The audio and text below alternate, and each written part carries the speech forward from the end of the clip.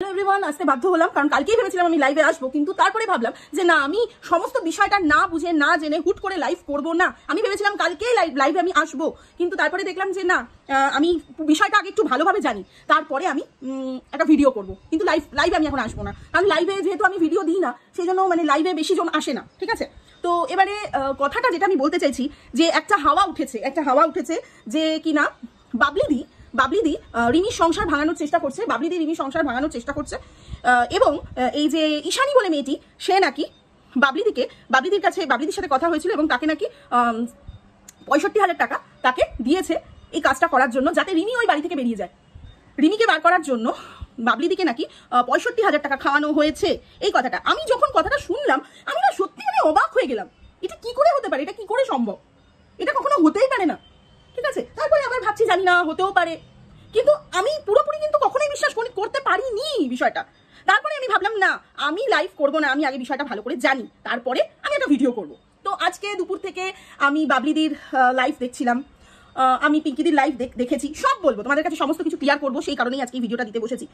বাবলিদির লাইভে যেটা দেখলাম আজকে দুপুরবেলা, যে দেখলাম ঈশানী বলে যে মেয়েটি, সে তাকে ফোন করেছে এবং বাবলিদি তাকে এই কথাটাই বলছে যে দেখো, একটা কথা আমি বলি, তুমি ত্যাগ করো, তুমি আমি মানছি তুমি রিতমকে ভালোবেসেছো, রিমিও রিতমকে ভালোবাসে, তুমিও রিতমকে ভালোবাসো, কিন্তু কথা হচ্ছে দেখো, একজনকে তো ত্যাগ করতেই হবে, তুমি তো বড়, তুমি ত্যাগ করো। আর ঈশানী সেখানে ক্লিয়ারই করে দিল সবার সামনে, অতজনের সামনে, যে ঈশানী কিন্তু 65,000 টাকা তাকে দেয়নি। এটা কিন্তু একটা ভুয়ো খবর উঠছে, হয়তোবা বাবলি ম্যাডামের যে ইমেজটা, সেটাকে ডাউন করার জন্য। আমার কাছে কথা হলো যে সঙ্গীতা ম্যাডাম বলো, বাবলি ম্যাডাম বলো, এরা দুজনেই কিন্তু রিমির পাশে দাঁড়িয়েছিল, রিমির পাশেই দাঁড়াতে চেয়েছে, রিমিকে সাহায্য করতে চেয়েছে। তাদের মধ্যে পার্সোনাল যদি কোনো সমস্যা হয়ে থাকে, সেটা তাদের ব্যাপার। কিন্তু আজকে সঙ্গীতা দিকে আমরা কেন চুজ করলাম? কারণ সে রিমির ভালো চাইছে। যেহেতু আমরা রিমিকে ভালোবাসি, সেই জন্য আমরা সঙ্গীতা ম্যাডামকেও লাইক করি, যে সে তো রিমির ভালো চাইছে। তো এবার কথাটা হচ্ছে যে এখানে পুরোপুরি পরিষ্কার, এখানে আর কোথাও সন্দেহ নেই যে বাবলিদি যে 65,000 টাকা নেয়নি। এটা একটা ভুয়ো খবর। এখানে সোমা বলো, ধরিত্রী বলো, সীমাদি বলো, প্রত্যেকেই কিন্তু একটা ভুয়ো খবরে মানে তাদেরকে গ্রাস করে রেখে দিয়েছে। হতে পারে সেটা ভিউয়ার্সদের মাধ্যম দিয়েও হতে পারে, তারা খবরটা পেয়েছে, তাদের একটা মিসআন্ডারস্ট্যান্ডিং হয়েছে। আমার কাছে কথা হচ্ছে, বাবলি ম্যাডাম যদি করেই থাকতো, তাহলে বাবলি ম্যাডাম তো মানে আগে থেকে বেরিয়ে গেছে, হাত তুলে দিয়েছে। সে তো এই বিষয়টার মধ্যেই নেই, তাহলে তাকে কেন জড়ানো হচ্ছে? এখানে বাবলি ম্যাডামকে পুরোপুরি তার ইমেজটাকে ডাউন করার চেষ্টা করা হচ্ছে, এটা তো একদম পুরো পরিষ্কার। আর এখানে সোমা, ধরিত্রী এবং সীমাদি, এদেরকে এরা ভুল বুঝছে, কোথাও ভুল বুঝছে, এদের কোথাও ভুল হচ্ছে, আমি এখনো বলছি। আর বাবলি ম্যাডাম একটা কথা বলেই দিয়েছে যে সময় সবকিছু জানা যাবে, তোমরা কিন্তু ধৈর্য ধরো। আর পিঙ্কিদিকে আমি একটা কথা বলবো, পিঙ্কিদি তুমি টেনশন নিও না। আজকে সঙ্গীতা ম্যাডামকেই বলো, আর হচ্ছে তোমার বাবলি ম্যাডামকেই বলো, তোমরাই কিন্তু ডেকেছো। তাই একটা কথা বলছি, তাদেরকে তাদের কাজ করতে দাও, তাদেরকে ঠান্ডা মাথায় তাদের কাজ করতে দাও। আমি যেটা দেখলাম যে রিতম মানে প্রেশারেই হোক, যেভাবেই হোক, রিমিকে ভালো রাখার চেষ্টা করছে। আমি মানছি প্রেশারেই করছে, ওর ইচ্ছা নেই, তার সত্ত্বেও কিন্তু ও করছে, কারণ ও জানে ও যদি রিমিকে বিন্দুমাত্র অপমান করে বা বিন্দুমাত্র তার যদি কোনো মানে তাকে খেয়াল করার যদি কোনো ত্রুটি হয়, তার যত্নার্থীর যদি ত্রুটি হয়, ওদেরকে কিন্তু প্রশাসন ছেড়ে কথা বলবে না। তাই আমি পিঙ্কিদিকে বলছি, ভুয়ো খবরে কান দিও না। ধরিত্রী, সোমা এবং সীমাদি প্রত্যেককেই বলছি, আমার মনে হচ্ছে তোমাদের কোথাও একটা ভুল হচ্ছে। তোমরা প্রত্যেকে রিমির ভালো চাও, আমিও রিমির ভালো চাই এবং বাবলি ম্যাডামও কিন্তু শুরু থেকে রিমির ভালোই চেয়ে এসেছে। আর রিমি মানে রীতিমতো ঈশানী বলে যে মেয়েটি আছে, দেখলাম বাবলি ম্যাডাম কিন্তু তাকে বোঝাচ্ছে যে দেখো, তুমি ত্যাগ করো, তুমি তো বড়, তুমি ত্যাগ করো। আজকে তুমি যদি ভালোভাবে থাকতে পারো, সুন্দর করে থাকতে পারো, তাহলে কিন্তু তোমার যদি কোনো বিপদ হয়, বিশ্বাস করো, আমি তোমার বাড়ির পাশে আমার সমস্ত যত মানুষ আছে, আমি তাদেরকে নিয়ে তোমার কাছে যাবো, তোমার হয়ে প্রোটেস্ট করবো। কিন্তু তুমি এমন কোনো কাজ করো না যাতে আমার কিছু বলার না থাকে। তাকে বলছে, রীতিমতো তাকে বোঝানোর চেষ্টা করছে, একটা বড় দিদির মতন, একটা মায়ের মতন, তাই না? একটা সমাজসেবী হয়ে সে সমাজসেবীর মতোই কাজ করছে। সে কখনোই বলছে না বা সে কখনোই ভাঙতে চাইছে না রিমির সংসার। পিঙ্কিদির কোনো একটা ভুল হয়েছে, পিঙ্কিদি চেয়েছিল যে তার মেয়েকে তার ঘরে ঢুকিয়ে দিক, ঠিক আছে, সেইটা হয়তো হয়নি, সেই কারণে হয়তো পিঙ্কিদির একটা তার উপর রাগ আছে। তারপরে যেহেতু পিঙ্কিদি তপনদাকে ভালোবাসে, তো সেই কারণে হয়তো বাবলি ম্যাডাম তপনদার সাথে কথা বলেছিল বলে সেখানেও হয়তো একটুখানি তার খারাপ লেগেছে। ঠিক আছে, আমি একটা কথা বলবো, পিঙ্কিদির কথার কিছু মনে করো না, কারণ পিঙ্কিদি এরকমই মানুষ, পিঙ্কিদি এরকমই মানে একটু বোকা, তো সেজন্য একটু ভুলভাল বলে ফেলে। তো পিঙ্কিদির কথা কিছু মনে করো না। আর আমি পিঙ্কিদিকে একটাই কথা বলবো যে তুমি কেঁদো না পিঙ্কিদি, সমস্ত কিছু ঠিক আছে, সমস্ত কিছু ঠিক হচ্ছে। তবে একটা কথা আমি বলবো, দেখো ছেলেটি এত চালাক এই রিতম এত চালাক। আজকে ওকে মানে টেস্ট করিয়েছে প্রেগন্যান্সি, নাকি ডাক্তার বলেছে টেস্ট করাতে। এটা কখনো সম্ভব? এই কদিনের মধ্যে কখনো প্রেগনেন্ট হতে পারে? রিমির ব্লিডিং হচ্ছে, ঠিক আছে, ও এইটুকুই বোঝানোর চেষ্টা করলো, রিতম এইটাই বোঝানোর চেষ্টা করলো যে ওর সাথে ও ফিজিক্যাল হয়নি, ওর সাথে ও ফিজিক্যাল হয়নি এইটাই বলার মানে চেষ্টা করলো। আজকে কিন্তু যা কিছু ঘটনা ঘটছে কিন্তু এই ছেলেটার জন্য। আজকে কিন্তু ভিউয়ার্সরাও কিছু এত কিছু বলতো না, হুমড়ি খেয়ে পড়তো না, কেউই কিছু বলতো না। বারংবার এই ছেলেটি কিন্তু বলে এসেছে কি যে সে নাকি ভালো নেই, সে নাকি ভালো নেই, অথচ সীমানি গিয়ে দেখেছে তারা ভালো আছে। আর আজকে মানুষকে সুযোগ করে দিয়েছে, মানুষকে বলার সুযোগ করে দিয়েছে, মানুষ বলছে। তবে আমি একটা কথা বলবো, এই যে ভুয়ো খবর, ফেক খবর, যারা আমার ভিউয়ার্স আছো আমি বলবো এই সবে কান দেবে না। কারণ আজকে বাবলি ম্যাডাম যেরকম আমাদের কাছে সম্মানীয়, সেরকম কিন্তু সঙ্গীতা ম্যাডামও আমাদের কাছে সম্মানীয়। কারণ এরা কিন্তু প্রত্যেকেই রিমির ভালো চায়, প্রত্যেকে। তাদের মধ্যে পার্সোনাল কি আছে আমাদের দেখার দরকার নেই, আমরা সেগুলো দেখবো না।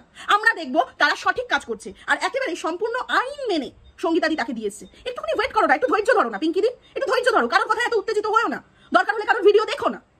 কেন মানে কেন এত টেনশন করছো তুমি, কেন এত টেনশন করছো, কেন এত বলছো তুমি সোশ্যাল মিডিয়ার সামনে এসে? আমি বুঝেছি তোমার কষ্টটা। আর আরেকটা কথা আমি বলবো, আজকে আমার যেটা মনে হয়েছে, এই যে বললো পিঙ্কিদি যে আমার সংসারটা উনিই নষ্ট করেছে, মানে বাবলিদির কথা বললো, ঠিক আছে। আমার মনে হচ্ছে কোথাও যেন মানে তপনদাকে খুঁজছে পিঙ্কিদি, ঠিক আছে। তো আমি বলবো তপনদার সাথে সমস্ত কিছু ঠিক করে নাও। আর আরেকটা কথা, বাবলি ম্যাডাম কিন্তু তোমাদের সংসারে অশান্তি লাগায়নি, তোমরাই কিন্তু বাবলি ম্যাডামকে রেখেছো। ইভেন আজকে দেখো, আজকে সঙ্গীতাদিকে যে রিমি যে ফোন করেছিল সেগুলোও কিন্তু রিমি অস্বীকার করছে। মানে কি বলছে রিমি, কি বলতে চাইছে যে সে টাকার লোভে এইসব করছে। একটা বাচ্চা মেয়ে হয়ে এরকম ভাবে তারা অসম্মান করছে। এদিকে সঙ্গীতাদিকে অসম্মান করছে হচ্ছে রিমি এবং তার হাজবেন্ড, আর বাবলিদিকে অপমান করছে কিন্তু পিঙ্কিদি বা আরো কেউ। এগুলো ঠিক না, এগুলো একদমই ঠিক নয়, ঠিক আছে, এগুলো একদমই ঠিক নয়। তোমরা চিন্তা করো না পিঙ্কিদি, তোমাকে বারবার বলছি এই সমস্ত ফেক ভুয়ো খবরে কান দিও না। আমি কিন্তু কালকে পারতাম লাইভ করতে, কিন্তু আমি কিন্তু কালকে লাইভ করিনি। ইভেন শুধু তাই নয়, আমি বাবলিদির যে লাইভ চলছিল সেখানেও আমি গেছি, সেখানে গিয়ে আমি বাবলিদিকে কমেন্ট করেছি, ঠিক আছে। ওখানে একটি মেয়ে ছিল বাবলিদির সঙ্গে যে থাকে, কি যেন নাম মেয়েটি, পায়েল নাকি নাম, ও কিন্তু আমাকে কনস্ট্যান্ট উত্তর দিয়েছে, দিদি কোনো প্রমাণ আছে কি, কোনো কি প্রমাণ আছে? আমার মনে হচ্ছে এই সোমা ধরিত্রী বা আরো কেউ, ঠিক আছে, কোনো একটা কিছু একটা পেয়েছে হয়তো, মানে ঈশানীর কোনো কিছু একটা পেয়েছে, ও হয়তো রাগের চোটে কিছু একটা ছড়িয়ে দিয়েছে ছোটখাটো, ওইটাই একটা ভাইরাল হয়ে গেছে। ওইটা কোনো ব্যাপারই নয়, ঠিক আছে। আমি পিঙ্কিদিকে বারবার বলবো তুমি চিন্তা করো না, সব ঠিক হয়ে যাবে, সব ঠিক হয়ে যাবে। রিমি সত্যি, রিমির প্রেম সত্যি, রিমির ভালোবাসা সত্যি। আমি বলছি ওয়েট অ্যান্ড সি, দেখো সব ঠিক হয়ে যাবে, ঠিক আছে। তবে মানুষের নামে ভুল বদনাম দিও না, না জেনে না শুনে মানুষের নামে কিন্তু ভুল ভাল বদনাম দিও না পিঙ্কিদি, বারবার বলছি। তো যাই হোক, আজকে আমার এইটুকুই বলার উদ্দেশ্য ছিল যে বাবলি ম্যাডামকে তোমরা কেউ জড়িও না, কারণ বাবলি ম্যাডাম কিন্তু এসবের মধ্যে নেই, আমি যা বুঝেছি, ঠিক আছে। দেখো বাবলি ম্যাডামও আমাদের কাছে সম্মানের, আর সঙ্গীতা ম্যাডামও আমাদের কাছে সম্মানের। তা বারবার একটা কথা বলছি, তাদের পার্সোনাল কি হচ্ছে সেটা তাদের ব্যাপার, সেটা নিয়ে তারা ভাবুক, এগুলোর মধ্যে আমরা ঢুকবো না। আমরা কিন্তু একটা জিনিস দেখবো, লক্ষ্যে স্থির থাকবো যে বাবলি ম্যাডাম কিন্তু এই মেয়েটি ভালো চেয়েছে রিমির, আর সঙ্গীতা ম্যাডামও কিন্তু এই মেয়েটি ভালো চেয়েছে। তাই কেউ আমাদের কাছে খারাপ নয়, না তো সঙ্গীতা ম্যাডাম, না তো বাবলি ম্যাডাম, না তো তোমরা কেউ সঙ্গীতা ম্যাডামের নামে ভুলভাল ভেবে তাকে উল্টোপাল্টা বলো, আর না তো কেউ বাবলিদির দিকে আঙুল তোলো। আমি চাই যে তোমরা দেখো কি হয়, লাস্ট পর্যন্ত কি হয় তোমরা দেখো না। আজকে যদি বাবলিদি যদি সত্যি বলতো, তাহলে আজকে বাবলিদি ওইভাবে কাঁদতো না, আর ওইভাবে সে ঈশানীকে বোঝাতো না। ঈশানীকে সে রীতিমতো বুঝিয়েছে, একটা মায়ের মতন বলতে পারো, একটা দিদির মতো বলতে পারো, যে ঈশানী তুমি ত্যাগ করো, তুমি আর ওইদিকে ফিরে তাকিও না। আমিও বলবো ঈশানী ওইদিকে আর ফিরে তাকাস না, তুই তো দেখ, তোকে আমার পছন্দ নয়, তোকে আমার মোটেই ভালো লাগে না, কিন্তু আমি তাও বলছি তুই ওইদিকে তাকাস না, তুই নিজের লাইফটা নিজে বুঝে নে, ওদেরকে ওদের সংসার নিয়ে ওদেরকে থাকতে দে। আজকে কথা হচ্ছে রিতম ভালো কি মন্দ সেটা রিমিকে বুঝতে দে। আর ও যদি ট্যাকল করতে না পারে তাহলে আর কিছু করার নেই, কিছু বলার নেই। এখনো যদি ও স্ট্রিক্ট হতে না পারে রিমি, ঠিক আছে, এখনো যদি ও ক্যাবলা হয়ে থাকে, আর কিছু বলার নেই। নিজের যুদ্ধ নিজেকেই করতে হবে, নিজের হাজবেন্ডকে রক্ষা, নিজের সংসারকে রক্ষা নিজেকেই করতে হবে।